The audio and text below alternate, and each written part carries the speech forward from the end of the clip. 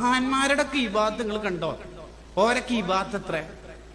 സാബിത്തുൽ ബുനാനി റളിയല്ലാഹു അൻഹു ഡെയിലി 300 റക്അത്ത് സുന്നത്ത് നിസ്കരിക്കുന്ന ആളെ. ഡെയിലി അന്നഹു കസ്മിഹീന, പേര് പോലെ സാബിത്തും ഫിദ്ദീന.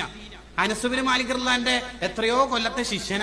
40 കൊല്ലം അല്ല 50 കൊല്ലം ചരിത്രത്തിൽ പിന്നെ അഭിപ്രായം. രാത്രി മുഴുവൻ ഇബാദത്ത് ചെയ്ത ആളാ. ഓരോ ദിവസവും ഓരോ ഖത്മ് ഓതി തീർക്കുന്ന ആളാ.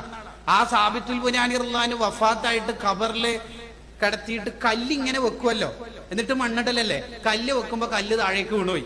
ഖബർ ഒഴിക്കുന്ന ഒരാൾ കല്ല് എടുക്കാൻ വേണ്ടി താഴെ ഇറങ്ങിയപ്പോ കണ്ട അത്ഭുതം, ഫൈദൻ ഹുവ ഖായിമു യുസല്ലി ഫീ ഖബരിഹി, ഖബറിന്റെ നിസ്കാരം തുടങ്ങിയിട്ടുണ്ട്. അത്ഭുതപ്പെട്ടുപോയി.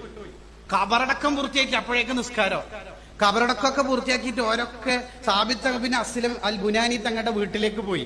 എന്നിട്ട് ചോദിച്ചു ഓരോ ജീവിതത്തിന്റെ ശൈലി. മോള് പറഞ്ഞു, തഹജ്ജുദിന് ശേഷം എപ്പോഴും വാപ്പ ദ്വാരക്കുന്ന വെക്കലിന്റെ ഖബറിനായിരിക്കെങ്കിലും നിസ്കരിക്കാൻ തൗഫീഖ് കൊടുക്കണ്ടെങ്കിൽ എനിക്ക് തരണേ എന്ന് പറഞ്ഞാല് ദുന്യാവൊന്നും നിസ്കരിച്ചിട്ട് പൂതി തീർന്നിട്ടില്ല, കുറച്ചും കൂടി നിസ്കരിക്കണം എന്ന്.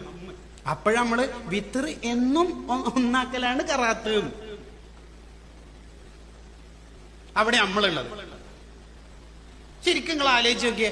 തൂക്കുമരത്തിലേക്ക് ഏറ്റുന്ന ഖുബൈബ് ബിൻ അദീ റളിയല്ലാഹുവിനോട് ലാസ്റ്റത്തെ പൂതി ചോദിച്ചാൽ എന്താ പറഞ്ഞേ? വൈഫിനൊന്ന് വീഡിയോ കോൾ ചെയ്യാന്നല്ല, പിന്നെന്താ പറഞ്ഞത്? ദഅനി ഉസല്ലി റകഅത്തൈൻ, 2 റക്അത്ത് നിസ്കാരം, അത് മതി, പറഞ്ഞു വേണ്ട.